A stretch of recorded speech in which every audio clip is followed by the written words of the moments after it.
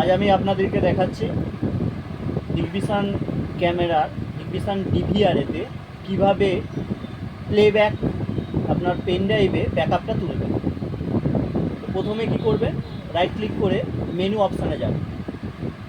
এরপর আপনার যা প্যাটার্ন আছে সেই প্যাটার্ন বা পাসওয়ার্ড যেটা থাকবে, যাদের যেটা আছে সেটা দেবেন। যেই পাসওয়ার্ড খুলে গেল, পাসওয়ার্ড খোলার পর মেনু অপশান থেকে আপনি সোজা চলে যাবেন প্লেব্যাক অপশান। প্লেব্যাক অপশানে আপনাকে দেখে নিতে হবে কোন জায়গায় কোন টাইমের মধ্যে কোন ক্যামেরাটায় আপনার যেটা রেকর্ড করতে চাইছেন সেটা কোন টাইমে আছে।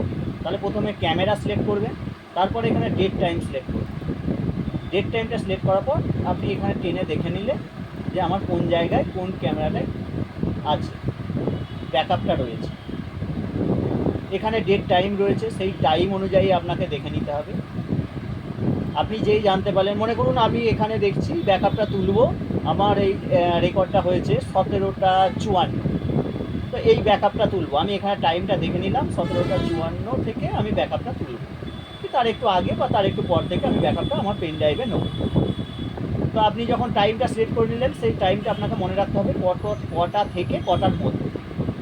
এরপর আপনি ব্যাক করে গেলেন, ব্যাক করে আপনাকে এক্সপোর্টে ঢুকতে হবে। এটা ঢোকার আগে আপনাকে পেন ড্রাইভটা ডিভিআরেতে লাগাতে হবে।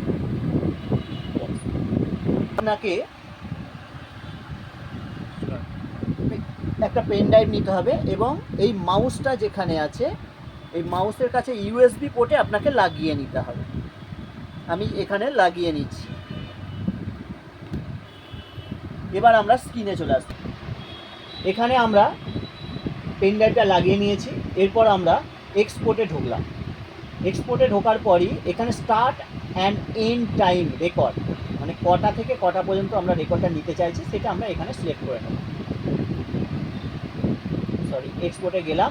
আমার স্টার্ট টাইম আর এন্ড টাইম, আমার স্টার্ট টাইম রয়েছে 1:10 আর এন্ড টাইম আমার যতক্ষণ চলেছে। আপনি চাইলে এখান থেকে ডেট টাইমটা সিলেক্ট করে নিতে পারেন, দিয়ে আর এখানে টাইমটাও আপনি উল্লেখ করে দিতে পারবেন। এখানে বাড়া কমা করা যায়, এইভাবে সেট করে নেওয়া যায়।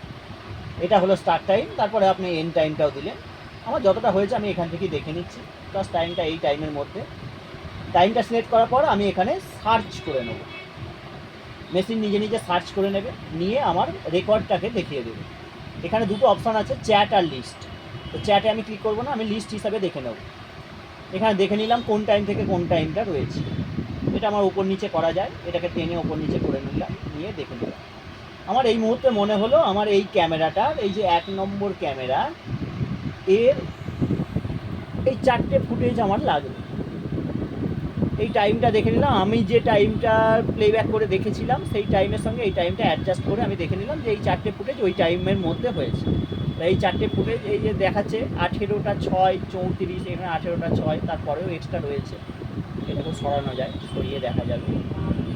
তো এই 4টে ফুটেজকে আমাকে পেন ড্রাইভে নিতে হবে। আমি সিলেক্ট করে নিলাম। সবার প্রথমে কী করবো, 4টে ফুটেজকে আমি সিলেক্ট করে নেবো। 4টে ফুটেজকে আমি সিলেক্ট করে নিই, যদি আরও লাগে আরও করতে পারে।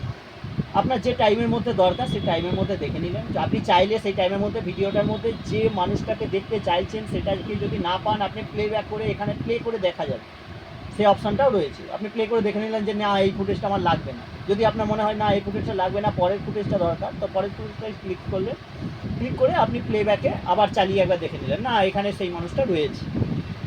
ঠিক আছে, আপনি সিলেক্ট করে নিলেন, নিয়ে পেন ড্রাইভের জায়গায় এখানে এক্সপোর্ট করে দিলেন। এক্সপোর্টে ক্লিক করবেন, করলেই আপনার পেন ড্রাইভের জায়গাটা বেরিয়ে আসবে।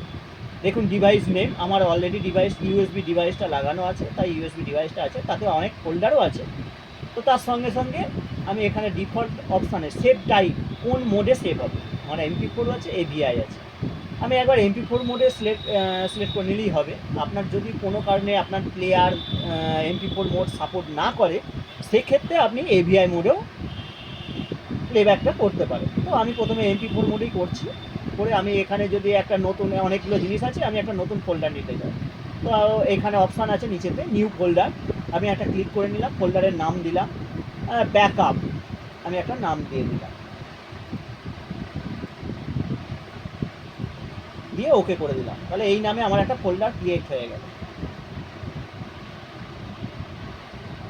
এখানে রয়েছে ব্যাকআপ।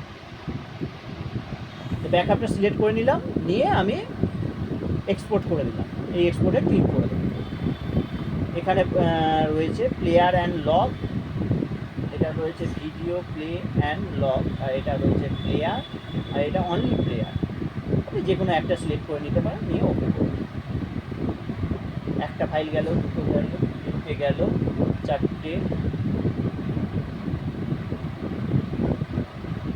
এইভাবে আমার পেন ড্রাইভে এটা সেভ হতে থাকে। এইভাবে আপনারা আপনাদের পেন ড্রাইভে রেকর্ডেড ফুটেজটা ডাউনলোড করে আপনার যেখানে প্রয়োজন সেখানে পাঠাতে পারেন। ওকে, থ্যাংক ইউ।